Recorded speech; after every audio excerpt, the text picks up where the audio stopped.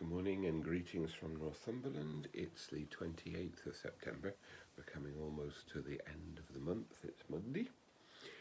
It's my day off, but for most people it will be the start of a working week, and a working week that's uncertain and changing for many people at the moment.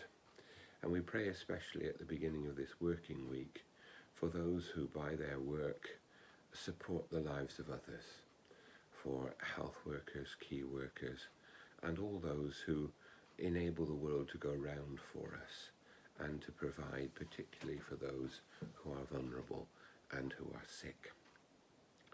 Today, Jesus is talking about who is the greatest. Well, he's talking about it because that's what the disciples are doing, arguing about who is the most important. And we live in a world where people are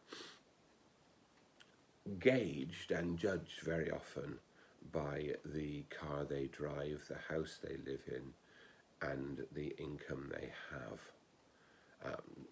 The headlines this morning are full of Mr. Trump only paying £500 tax for the last few years, despite his manifest wealth.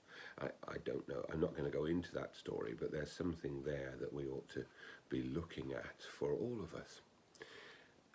The point is, we live in a world where people are weighed and measured so often in a financial way.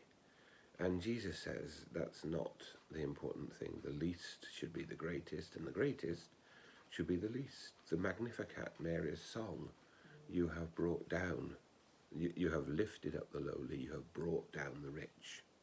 That's not a political statement, it's just a statement about the way in which God values everyone. And when I mentioned at the beginning, and I hadn't made the connection as I did it, those who are key workers and health workers, they are often the people who are least valued in monetary terms. Yet we recognise that what they do is of infinite value.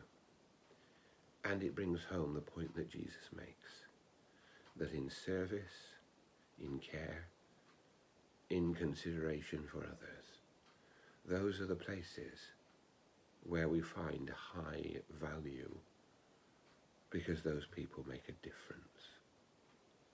So let's take to heart that message of Jesus, that the low should be high and the high may be brought low.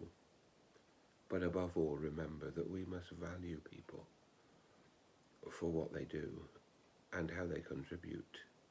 And indeed, we must value people for who they are, because all of us are equally children of God. May God bless us today.